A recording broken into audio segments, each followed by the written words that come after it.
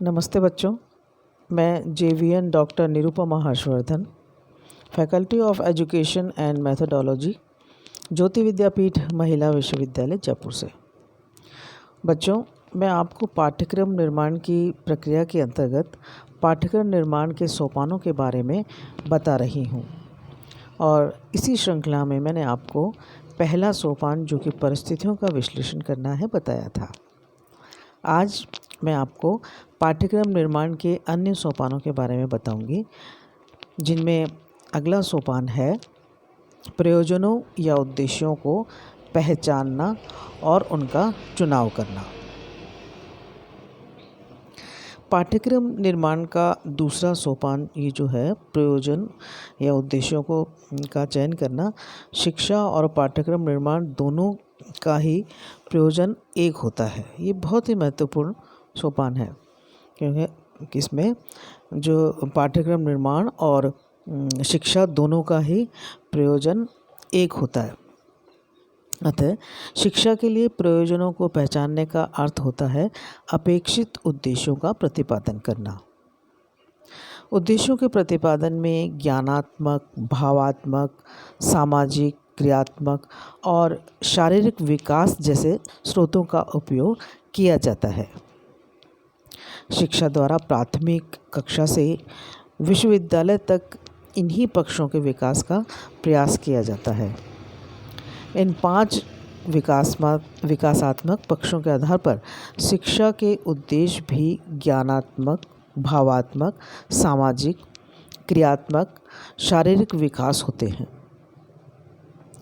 पाठ्यक्रम का निर्माण विशेष स्तर के विद्यार्थियों के लिए किया जाता है। इसका प्रारूप भी विशिष्ट ही होता है। इन प्रयोजन या उद्देश्यों को चुनकर व्यावहारिक रूप में लिखा जाता है, जिसे विशिष्ट उद्देश्य कहते हैं। इन विशिष्ट उद्देश्यों के लिए पाठ्यवस्तु के स्वरूप का निर्धारण विशिष्ट उद्देश्यों तथा विशिष्ट अधिगम परिस्थिति होते हैं। शिक्षण के उद्देश्यों के निर्धारण में ज्ञानात्मक पक्ष के वर्गों ज्ञान, बोध, विश्लेषण, प्रयोग, संश्लेषण और मूल्यांकन की सहायता ली जाती है। इन उद्देश्यों की प्राप्ति से अधिगम उपलब्धियां भी भिन्न भिन्न होती हैं। अधिगम परिस्थितियों के लिए विद्यार्थियों के विकास क्रम और उन अवस्था को ध्यान में रखा जाता है। विभिन्न अवस्थाओं पर विद्यार्थियों की रुचियां भी बदलती रहती हैं, क्योंकि उनकी आवश्यकताओं में परिवर्तन होता रहता है। छोटे बच्चे खेल और कहानी में अधिक रुचि लेते हैं, इसलिए प्राथमिक स्तर पर ऐसी पाठ्यवस्तु पाठ्यक्रम में ली जाती है जिससे कहानी और क्रियाओं या खेल के माध्यम से पढ़ाया जा सके। मतलब कहने का तात्पर्य है कि पाठ्यक्रम निर्माण का ये जो सोपान है दूसरा, उद्देश्यों का चयन करना, ये बहुत ही महत्वपूर्ण है, क्योंकि इसमें जो हमारे अपेक्षित उद्देश्य हैं, शिक्षा के जो अपेक्षित उद्देश्य हैं, उनका प्रतिपादन किया जाता है। इसमें विद्यार्थी के उन सभी पक्षों जैसे ज्ञानात्मक, भावात्मक, क्रियात्मक, सामाजिक और शारीरिक विकास का ध्यान रखा जाता है और साथ में शिक्षा द्वारा जो प्राथमिक कक्षा से विश्वविद्यालय तक इन्हीं पक्षों के विकास का प्रयास भी किया जाता है। तो विभिन्न स्तरों पर विद्यार्थी की जो रुचियां हैं वो बदलती रहती हैं। तो उन विभिन्न स्तरों पर जो विद्यार्थी की रुचियां बदलती हैं उन्हीं को ध्यान में रखते हुए प्राथमिक और विश्वविद्यालय तक की जो शिक्षा है उसका पाठ्यक्रम तैयार किया जाता है और उसको ही ध्यान में रखा जाता है।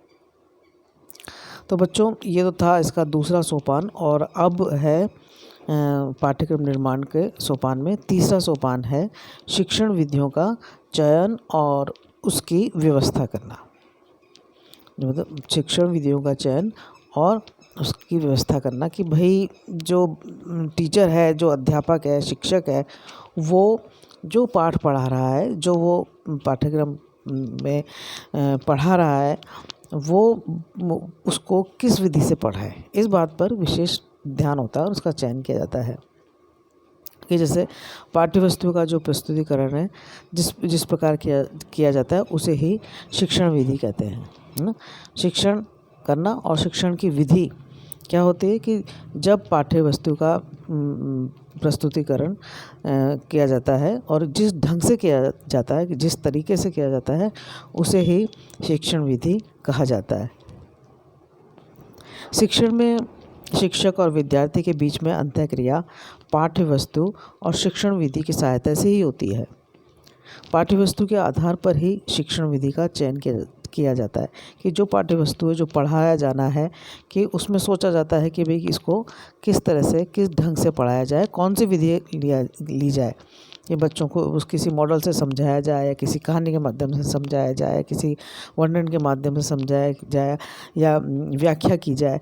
तो वो जो है, वो विधि जो है शिक्षण की, वो पाठ्य वस्तु के आधार पर ही उसका चयन किया जाता है।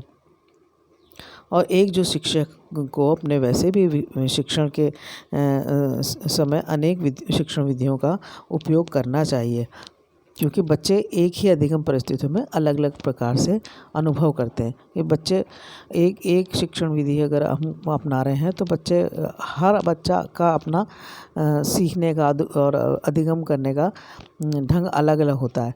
तो एक शिक्षक को विभिन्न शिक्षण विधियाँ अपनानी चाहिए।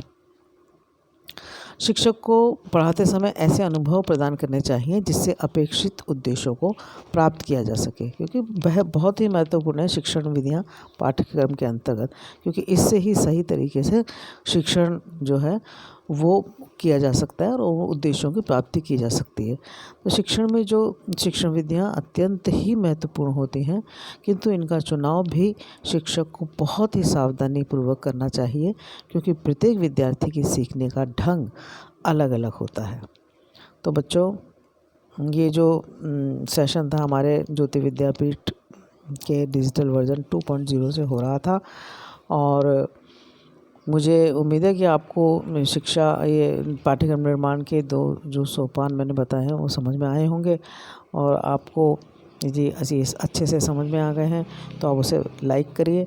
और यदि आपकी कोई समस्या, आपको और इसमें कोई विशेष जानकारी लेनी है तो आप मुझे कमेंट बॉक्स में कमेंट कर सकती हैं। अब मैं अगले जो इसके पाठ्यक्रम निर्माण के सोपान है, मैं अगले वीडियो में आपको पढ़ाऊँगी। नमस्कार।